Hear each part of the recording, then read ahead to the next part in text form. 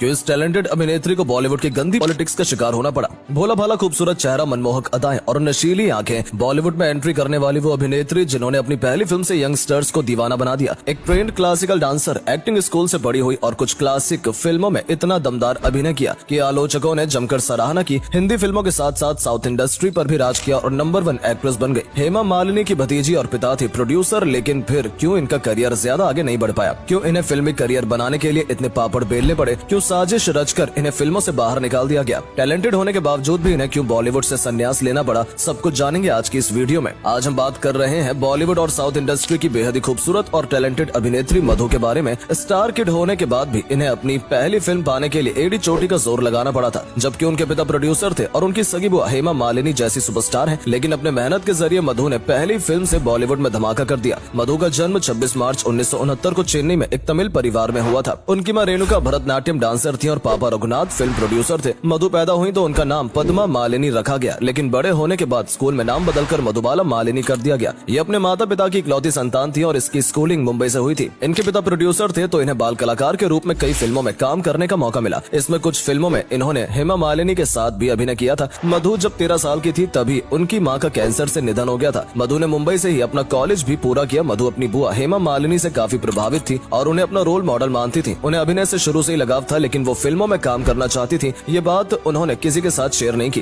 पापा के एक दोस्त ने इन्हें फिल्म का ऑफर दिया और मधु उनके लिए प्रिपरेशन करने लगी, लेकिन कुछ दिनों की शूटिंग के बाद वो फिल्म रुक गई और कभी बन ही नहीं पाई। इसके बाद इन्हें एक और फिल्म मिली जिसकी 4 दिन की शूटिंग के बाद इन्हें निकाल दिया गया और इनका सपना फिर से अधूरा रह गया। अब मधु का इंटरेस्ट फिल्मों के लिए बढ़ने लगा था और वो किसी भी कीमत पर फिल्मों में काम करना चाहती थी। इन्होंने अपना एक पोर्टफोलियो शूट करवाया और अलग अलग प्रोडक्शन में भेजना शुरू किया। इन्होंने रोशन तनेजा के एक्टिंग स्कूल से अभिनय का कोर्स भी किया, क्लासिकल डांस की ट्रेनिंग कंटिन्यू की, अपने दांतों को शेप में करवाया, हेयर स्टाइल चेंज किया, स्किन कलर को बेहतर करने के लिए एक्सपर्ट्स की सलाह ली और अपनी हिंदी भाषा को और बेहतर करने के लिए भी कोर्स करना शुरू किया। लेकिन इसके बाद भी लंबे समय तक इन्हें कोई काम नहीं मिला। इसके बाद इन्होंने एक मलयालम फिल्म साइन की। यही उनकी डेब्यू फिल्म रही जो 12 अगस्त 1991 को रिलीज हुई थी। इसके बाद जैसे मधु की किस्मत खुल गई, एक के बाद एक इन्हें कई फिल्में मिलने लगी। इसके बाद उन्होंने तमिल और मलयालम भाषा में कुछ फिल्में की और इसके बाद मिली हिंदी फिल्म फूल और कांटे। इससे इन्हें बॉलीवुड में एंट्री मिली और ये फिल्म बेहद सफल रही और मधु बॉलीवुड में चर्चित चेहरा बन गई। इसी फिल्म से अजय देवगन ने भी बॉलीवुड में एंट्री ली थी। इस फिल्म के गानों ने बहुत धूम मचाया था और फिर फिल्म सुपर डुपर हिट रही।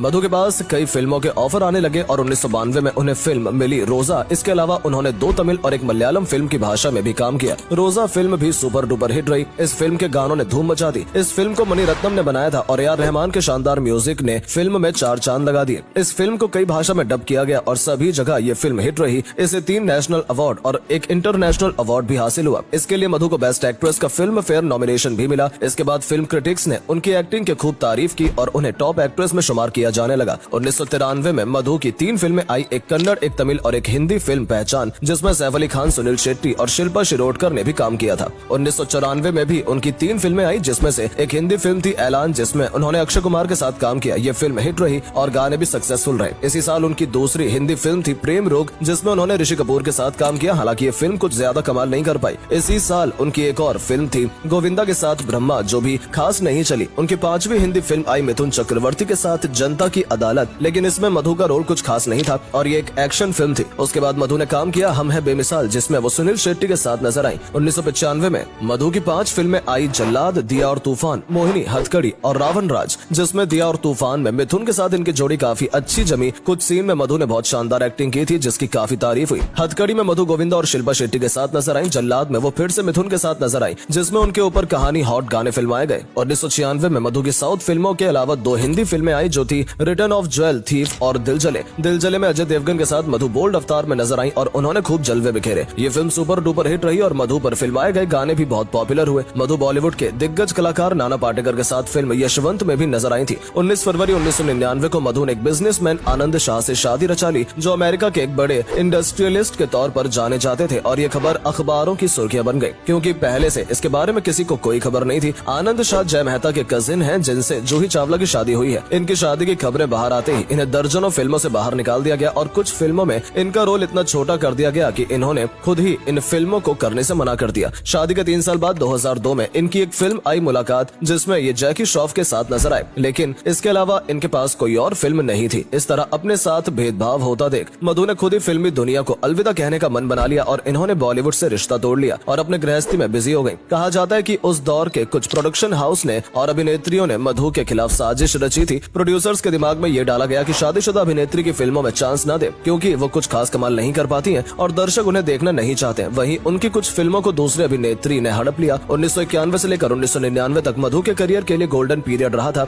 जब इन्होंने हिट फिल्मों में काम किया और अपनी शानदार एक्टिंग और खूबसूरती से सबका दिल जीत लिया। मधु ने 2 बेटियों अमाया और किया को जन्म दिया। इसके बाद उनके पति को बिजनेस में बड़ा लॉस हुआ और उनके परिवार कर्ज में डूब गया। बताते हैं कि तब अपने बंगले और गाड़ी बेचकर मधु ने अपने पति का कर्ज उतारा था और उन्होंने फिर से एक बार अभिनय की दुनिया में वापसी करने की सोची। इन्होंने कुछ टीवी सीरीज में काम करना शुरू किया तो लगभग 6 साल बाद साल 2008 में एक हिंदी फिल्म कभी सोचा भी ना था में उन्होंने काम किया था और इससे बॉलीवुड में वापसी की। इसके बाद उन्होंने कुछ हिंदी फिल्म और फिल्मों में काम किया और इसके बाद साउथ इंडियन फिल्मों में भी उन्होंने काम करना शुरू कर दिया। भले हिंदी फिल्मों में उन्हें भुला दिया गया था, लेकिन दक्षिण भारतीय फिल्मों ने हमेशा उनके लिए अपने दरवाजे खुले रखे। 2021 में मधु Z5 की फिल्म नेल पॉलिश में नजर आई थी। इसी साल dance reality show super dancer में भी गेस्ट के तौर पर उन्हें बुलाया गया था। 2012 में मधु कपिल शर्मा के शो में जूही चावला और आयशा जुल्का के साथ नजर आई थी। 2023 में मधु Z5 के show fireflies Parth and Jugnu में भी नजर आई थी। मधु कई तेलुगु, तमिल सीरियल और फिल्मों में प्रोजेक्ट पर भी काम कर रही हैं, जो आगे भी हमें देखने को मिलेंगे। फिलहाल 54 साल की हो चुकी मधु अपनी दोनों बेटियों और पति के साथ मुंबई में रहती हैं और अब उनके पति का बिजनेस भी अच्छा चल रहा है। इनकी दोनों बेटियां बड़ी हो चुकी हैं, जो अपनी माँ की तरह खूबसूरत है। मधु आज भी बेहद खूबसूरत और फिट नजर आती हैं और अपनी फिटनेस पर बहुत ज्यादा ध्यान देती हैं। सोशल मीडिया के जरिए भी मधु अपने चाहने वालों के साथ जुड़ी रहती हैं। हम उनके अच्छे भविष्य की कामना करते हैं।